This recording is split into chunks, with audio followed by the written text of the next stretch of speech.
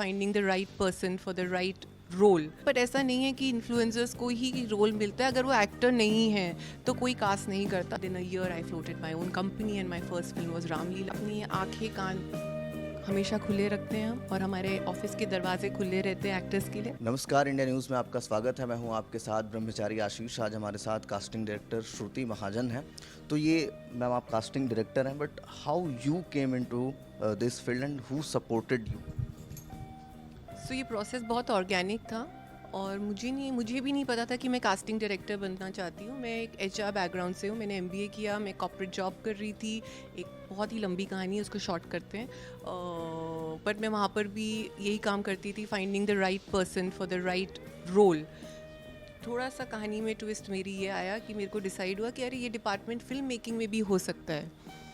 So why not follow my dream of being a part of the magical world of cinema। और वहाँ से मुझे पता चला कि ऐसा एक डिपार्टमेंट है called casting, which actually does what I was doing in the corporate। तो बस वहाँ से मेरी जर्नी चालू हुई। मैंने कास्टिंग असिस्टेंट का रोल वाईआरएफ में शानू शर्मा के साथ 1 साल काम सीखा, सारा कुछ वहीं मैंने सीखा। और within a year I floated my own company and my first film was Ramleela with mister Sanjay Leela Bhansali. So ये मेरी जर्नी रही। How you select people?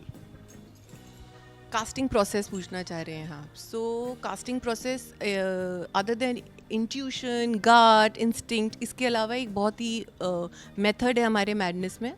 और वो मेथड है called shortlist, having a database.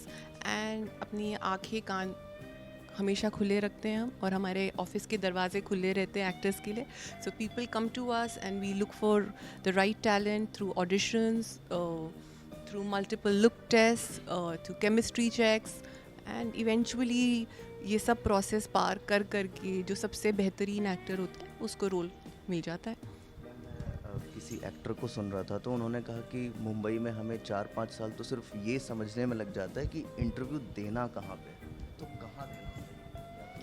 इतना मुश्किल नहीं है। एक्टर्स थोड़ा तो अपनी जर्नी को ग्लोरीफाई करते हैं। काफ़ी कुछ इंटरनेट पे आजकल काफ़ी ऑर्गेनाइज्ड है ये सिस्टम।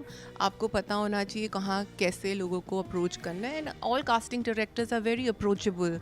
तो आपको all you have to do is go to their offices, give your introduction, stay in touch with them. और हमारे कास्टिंग अपडेट्स आते रहते हैं, तो उन अपडेट्स को फॉलो करिए और जेन्युइनली अपने इंट्रोडक्शंस हमारे ईमेल्स पे भेजिए।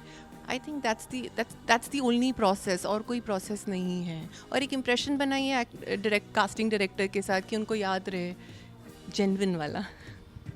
इन्फ्लुएंसर्स को जो अपॉर्चुनिटीज़ मिल रही दिया था इन्फ्लुएंसर्स को एक अपीयरेंस, मतलब उनकी क्या कहूँगी मैं,